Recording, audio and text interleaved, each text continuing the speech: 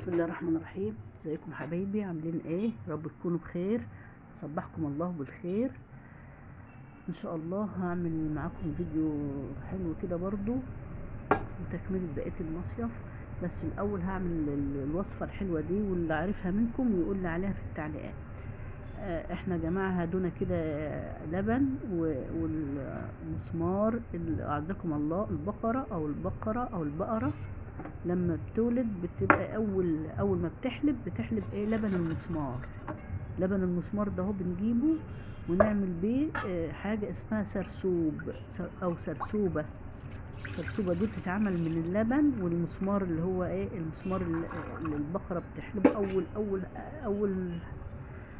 اول ما مش عارفة، انا مش قادرة افهمها لكم لان مش فاهمة اصلا. فانا اقول لكم على الطريقه، واللي عارفها اكيد بعضنا طبعا عارفها، اكيد اللي عارفها يقول لي عليه. انا عملتها زي ما قالوا لي، بس هي طعمها حلو، هي حاجه طعمها حلو كده وخلاص وحبيتها. نجيب اللبن، نجيب المقدار مثلا 4 كوبايات لبن او نص كيلو لبن على كوبايه السرسوب دي، كوبايه المسمار دي قصدي، كوبايه المسمار، لبن المسمار ده بتاع البقره دي. كده بقى حطيت اللبن في الصينيه، او في بقى ايه اللي هي الصحفه الفخار او طاجن الفخار، ممكن يتعمل فيه برضه، بيبقى جميل قوي وتبقى في الفرن حلو قوي. كده حطيت ال4 كوبايات لبن او نص كيلو لبن وكوبايه المسمار، وحطيت نص معلقه ملح وقلبتهم في بعض، وكده هدخلهم الفرن كده تمام. وتطلع من الفرن على درجه حراره 180 عادي خالص. ممكن تحمري وشها بالشوايه عن كده كمان، وتطلعها بنفس المنظر ده بقى كده حلو قوي كده. هنبدا بقى، هي لسه سخنه، هبدا اقطعها لكم واوريها لكم. اهو كده قطعتها، بتطلع خرط كده يعني، بتطلع خرط ماسكه نفسها. هي حلوه، انا مش عارفه هي بتطلع يعني، هي بتطلع كده ازاي او بتتعمل كده ازاي، بس هي حاجه حلوه يعني. انا مش قادره اوصف لكم طعمها، بس هي حلوه. اللي عارفها يقول لي عليها بقى. طبعا احنا كلنا يعني ولاد بلد وعارفين الحاجات دي كلها ان شاء الله. اهو شفتي بتطلع بقى بنفس الطريقه دي كده، بتبقى حلوه. هي طعمها حلو، بس مش عارفه اوصفها لكم، مش عارفه اوصف لكم الطعم، بس هي حلوه يعني.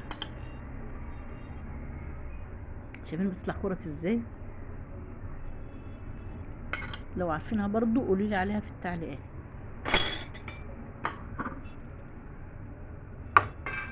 نقطع كمان خرطه اهي، بتطلع خرط خالص اهي. شايفين الجمال؟ حاجه كده لبن، حاجه مغذيه وحلوه وجميله، واللي بيحبها يعرفها يعني.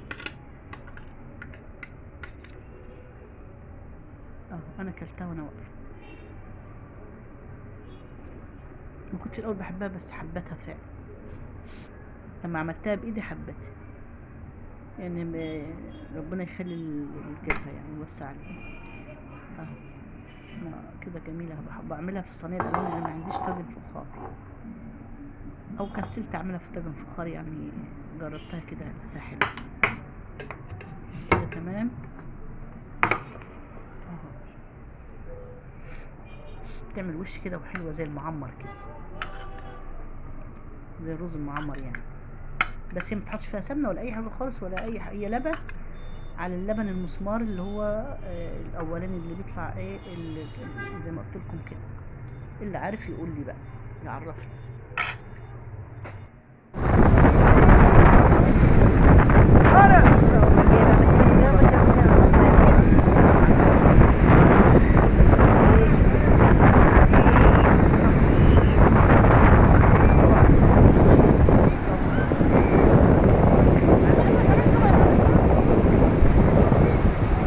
مفيش موجية تانية هنا اهو.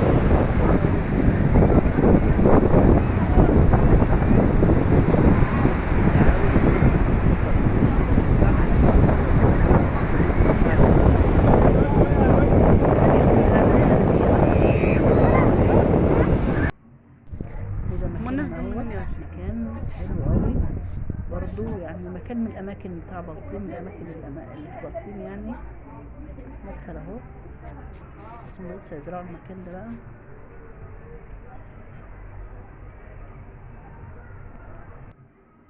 ده سوبر ماركت اهو.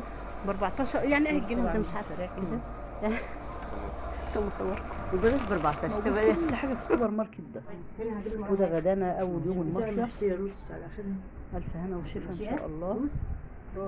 عملنا ده اكل اهو الرز كمان. الابيض يا امان. وعملنا فراخ مشويه. الرز طبعاً الابيض إحنا كان شويناها على الصاروخ الفحم. اللي عاوز ياكل الرز وانا الابيض واللي عاوز تتبيله انا عملت الفراخ قبل كده على الفحم وتتبيله الفراخ. لو انتوا عاوزينها ادخلوا على الفيديوهات وشوفوها هتعجبكم قوي.